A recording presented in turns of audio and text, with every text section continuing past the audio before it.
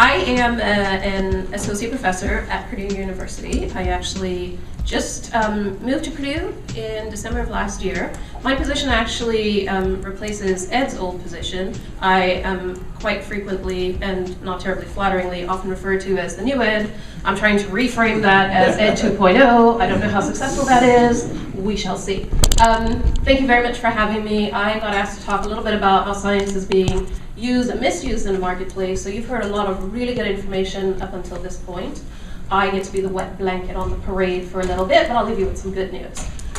In other words, what I will not tell you is that this is all great science and no one's paying attention to it, but there's actually some of that going on. So with no further ado, we'll jump right in. There's obviously a problem at the interface between scientific discourse and public discourse. We're seeing this playing out in all sorts of different ways on a national forum and so forth, where if you look at, for instance, our national politics, if you look at any contentious issue that has reached the level of public discourse, we really are promoting very adversarial conversations. Oftentimes, when there are differences in information pieces that are available, we see some of that information at times distorted by different perspectives. People sometimes are insulting. You may see half-truths. These are all very effective tools in terms of public debate, and so it is no surprise that the current public dialogue on animal welfare reflects this kind of dynamic. Corporate agriculture, as most of you are aware of, large-scale corporate agriculture is increasingly portrayed as cruel, abusive, unsustainable, and sometimes unsafe. The sort of thematic areas that we're seeing showing up in terms of public discourse is that standard conventional agriculture is bad, and therefore, by definition, any alternative is good. Now, of course, the scientific evidence of the latter is not necessarily always supportive of that statement. However, particularly in regards to the issue of food animal production, and increasingly so as the issue of sow housing has actually gotten a lot of public attention, what we're starting to see is the norming of terminology used to describe farming practices as inhumane, cruel, abusive, and so on. Now, the important thing here is these terms, particularly cruelty and abuse, actually have legal connotations. Okay? However, for the average member of the public, that's not necessarily the important case. This is how people are starting to think about standard industry practice. And the more of this you see in terms of stories reported on, for instance, what we're doing with sow housing, latest developments, the more this starts to filter into layperson's beliefs that conventional agriculture, standard agriculture, if it's intensive, if it's big, and if it makes money, it's bad. Okay? Stay with that theme, because that's going to absolutely start infiltrating into the layperson's belief system. And in fact, some of the data that we have in a study that we've just got our data set back, working with our ag economics department, seems to reflect that many people are getting a very significant education on food animal agriculture and what it means for animals and animal welfare. And they don't actually even realize, because these messages are ubiquitous, they're showing up in everything, they don't even realize they're being educated. So on the one hand, we ask them where they're getting information, what they've heard about animal welfare, and what they're telling us is they get no information about this stuff. Yet when you ask them questions about sow housing and other practices used in the swine industry, they have very strong views, and in fact, actually have some understanding of the terminology that's being used that they could not possibly have if they weren't getting that information from somewhere. So the key point is, members of the public are getting information, they're consistently getting information, they're not even aware anymore that they're getting it. We're starting to see this show up very clearly in some of the areas of disconnect between animal agriculture and members of the consuming public. One of the first areas that has become really problematic is our definition of farming. And in fact, there are many people who criticize that what we're doing today in conventional agriculture is not actually farming. It's some form of animal production, it's definitely some form of factory production, but they're not entirely sure it actually is farming anymore. You heard Ed talk about definitions of animal welfare and it being important that we get on the same page about what that absolutely means. And in fact, what we're seeing very clearly in many of our data sets is that there is a clear schism between different definitions of animal welfare depending on whether or not you are affiliated with animal agriculture or whether you are a member of the lay public. So what we're seeing is that farmers typically in the past have characterized animal welfare, much as Ed has said, in terms of meeting basic husbandry needs. That, of course, as he rightly points out, is really more pertaining to animal care. And the emphasis there, of course, being on food, water, shelter, and so on. Consumers, on the other hand, when we look at their data sets, tell us that they think about animal welfare in terms of animal living natural lives and having quick, painless deaths. That's a major disconnect right off the bat. The other area that we're running into is who's trusted on animal welfare. You obviously see very few members of the lay public in sessions like this. That is going to become incredibly important. How's science actually being used to drive or address public concerns at this point in time? Well, what we know is that for the average person, welfare is not a top-of-the-mind issue. However, it very easily becomes a focal point when attention is drawn. The other important point to keep in mind is that consumers are increasingly using animal welfare to indicate other product attributes that are very important to them. And that includes things like the safety, the health, and the wholesomeness of the foods that they're putting on their tables. It is no accident, therefore, that what we're starting to see is that the rationale for tying issues pertaining to the welfare of animals, for instance in gestation stalls, is now being linked with other practices that obviously then are going to be of concern to members of the public. And these would include painful practices, tying back again to what is the experience like for the animal, the use of antibiotics, because of course that is going to tie into issues relative to the safety of the product coming from the animals and why it's necessary to use antibiotics in the first place, what that means for the human health population and impacts there, and also what all of this has to do in regards to impacts on the environment. Now, to shift gears a little bit, here's some of the information that's sort of newer and that many people have much easier access to. Okay? And one of the reasons I'm going to highlight this is because this, for many people who pay attention to science at all, is probably the key area of interest and the key area of understanding that they have that's relative to how we ought to think about how we treat our farm animals. So what we know is people are typically drawn to studies that you see, for instance, played out in the media as human interest stories or of popular interest in places like Animal Planet, National Geographic, and so on, relative to animal intelligence. I've actually done quite a lot of work in that area as it pertains to what are pigs capable of learning, understanding, remembering, how do they use that information. You heard Ed talk a lot about motivation of animals. What people are hearing is that animals are motivated to perform specific behaviors. They absolutely are motivated to work for access to certain things that they may be important to them, right? Substrates, access to a different type of stall, to some form of enrichment, to each other, to a little bit more space. We also know from other areas of science, and this plays very well with members of the public, that people are responding to studies about animals experiencing positive emotional states.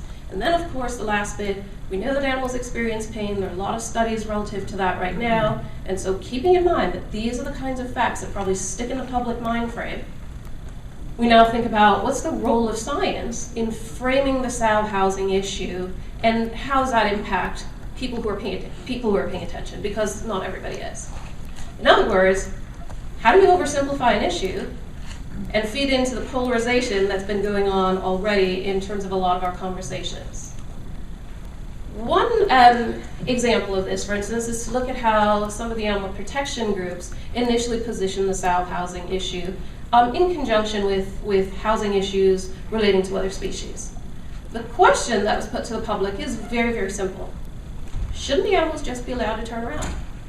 And that was billed as a very reasonable question and a request for very, very reasonable reform. And I have to tell you, it is a very reasonable question. If you are the average person, it not only sounds reasonable, it sounds easy. And so it's also important to think about this question, even for people who eat pork, becomes important. Why it becomes important and why it's so significant is because it actually appeals to core values that we all hold dear.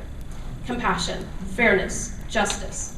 Hit on any of these three themes and you've actually got most of the people most of the time. Okay? Now look at what the industry's response was initially to some of these issues when ballot measures, for instance, such as Proposition 2 in California, first were presented. What were the key points that agriculture consistently hammered home? Food safety, nutrition, affordability of foods, food access by way of pricing. Sometimes you saw comments about environmental stewardship. The subtext was the existing methods we have work, change isn't necessary. I want you to pay attention to that because I'm going to go back and show you what the question was that was raised. None of our key points actually addressed that issue of how ought animals to be treated. In fact, we weren't actually talking about animals at all. We were talking about food. That is a major disconnect. And when that mistake gets made, it becomes very difficult to course correct. Here, of course, is what the public doesn't hear. When we talk about gestation stalls, of course they have a number of benefits. They were derived in the first place when we have issues relative to food access and food security. And of course, they offer a number of benefits. They allow us, as you've heard, to help control aggression in sows. They allow us to control food intake of animals. But they also come with some limitations that we've already talked about a little bit, and you'll hear more about later in the program. Restricted movement of the animals. Lack of enrichment, restricted posture, and so that has implications for the comfort of the animals in those systems. What can we do better? If you ask Harold Gagne, who's probably done as much work, if not more, than any two people put together in this area, we could think about increasing the size of stalls. What are the research needs when we talk about group housing? You've already heard about some of this, reducing aggression, space requirements. We also need to think about social management of younger and smaller sows. We're going to have a difficult time maintaining body condition in group settings if they're not well managed. Sow longevity becomes an issue, and of course the issue of lameness, which I had touched on again. I want you to keep in mind how long it just took me to say all that. Because what happens is we, of course, as we live in a society where we're competing for people's attention to a number of different issues, we have a very limited time frame to do that, the science gets boiled down to some key talking points. Okay? And so here, unfortunately, are some of the take-home messages that people, particularly recently, have summarized as a result of this discussion, which is unfortunate given the quality of information you've already heard up until I started talking to you. You heard some very unfortunate comments about solar animals can't turn around for 2.5 years. I don't know who asked the sow she wanted to turn around. Doesn't reflect at all well on the industry, and I can't imagine that was reported accurately because, of course, as you've already heard, there's quite a bit of information on this issue, and much of it funded by the National Pork Board. Nobody heard that last bit. They just heard the negative first bit. The take-home message that is a subtext of some of the conversation that's going on is actually very effective. It's captured here by Matthew Prescott, who's with the Humane Society of the United States. This is actually off of a story from CNN. And what he says is, it doesn't take a scientist to look at a situation where an animal is crammed in such a tight space they can't even turn their own body around. Maybe just shift a little to the left or the right. We know that farmers can do better. Okay? Very important message. Because now what we're saying is not only do the scientists not know their own science, but you actually don't even need science to help address this issue. Okay? That's going to be a key point for you to consider for the rest of the program. The other issue that gets raised is what's the role of scientists in this conversation? Obviously, there's a lot of discussion around the scientist as an honest broker of truth. Our role in many of these conversations ought simply to be to present the information and allow people to make informed decisions. The problem that we run into is, of course, the credibility of scientists today is not terribly high, not flattering thing to admit, but that's what you do for a living. And in part because people perceive us as being susceptible to a lot of external pressures, political pressures, academic pressures, and certainly financial ones. That potentially leaves us in a position of looking like we may be presenting skewed, polarized versions of science, and if people already have inherent trust issues with us, that's not going to help. What worsens the situation, particularly in regards to what we're talking about today, is that where there is agreement is in the area that there are indeed welfare issues in stalls. Okay? That's established. That's actually clear. What is not clear is what the best system is, or what the right system is to put sows into if we, for instance, are not going to look at gestation stalls anymore. The problem when you run into a question where the science is inconclusive is that the question shifts and becomes an ethical one. Because now what you're asking is not what is the state of the science or what does the science tell us. What you're asking people is what should we do? That inherently is a non-scientific question. And so when you have inconclusive science, when you have different factions giving you similar information, you as the layperson who doesn't do this on a day-to-day basis, what do you do with that information? You in fact refer back to thinking about who's likely to be more objective than not. And so if there are folks who look like their job is in service of the public good, for instance, protecting animals, versus someone else who looks like they are self-interested in the topic because their purpose, for instance, is business-oriented, you have a deficit of trust going into this subject. And the problem is more science doesn't help to erase the deficit of trust.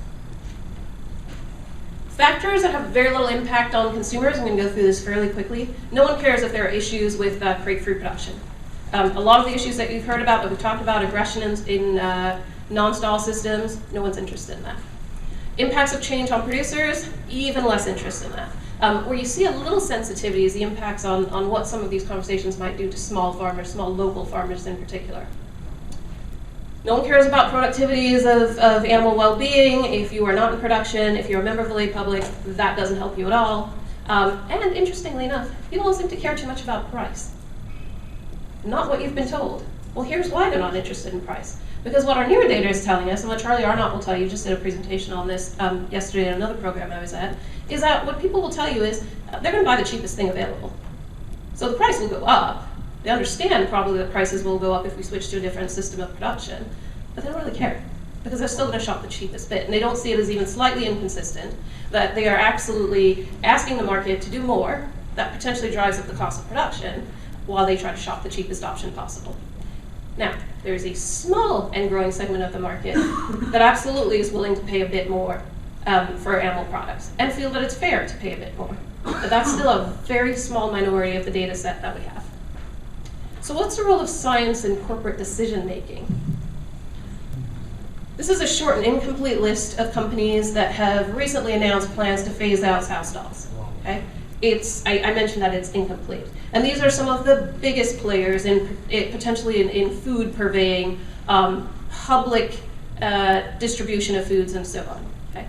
So I want you to take a look at that list because I have some good news for you. Who is not on that list? Red Lobster. See, we haven't gone completely crazy. I give you a little good news because I really feel like I'm bringing you down. What are the retailer considerations? Responsibility to shareholders, responsiveness to their customers. They absolutely want to avoid the risk of litigation. They absolutely want to strategically position themselves and think about global and long-term implications in regards to that. They're thinking about their competition. Some are actually thinking about social responsibility and sustainability, and that includes companies like McDonald's even. They absolutely are thinking about their brand integrity. What are their perspectives on some of the sow housing issues? I sit, like Ed does, on several animal advisory groups in regards to animal welfare, from many retailers. I also work with the National Pork Board on their their animal welfare advisory board. From a producer perspective, there's good rationale to move away from stalls, as frustrating as that has been for many members of the industry, and as much fractioning as that has caused to the industries. What they're looking at is that there's scientific support for sow well-being and group housing. You've heard some of the research again today, but interestingly, a lot of what that's based on is the fact that there's evidence that you actually can successfully make these transitions in other countries, for instance in the UK. And so the question, of course, for people who are making these decisions at a corporate level, who are not involved in day-to-day implementation of their own policies, is if other people can make it work, why can't we? Okay. The other issue that we're looking at is, of course, they're considering public perceptions, and in fact, they're demonstrating a little bit of frustration at what they perceive to be intractability from within animal agriculture in regards to thinking about moving away from stalls. And in fact, I can tell you without betraying confidences that several of these retailer groups have expressed a lot of surprise at how difficult these conversations have been for animal agriculture. Many are not aware of where producers are in terms of their readiness or ability to make transitions. And many, in fact, are making decisions without full knowledge of the technicalities, some of which you've heard about in successfully transitioning even before they make their announcements.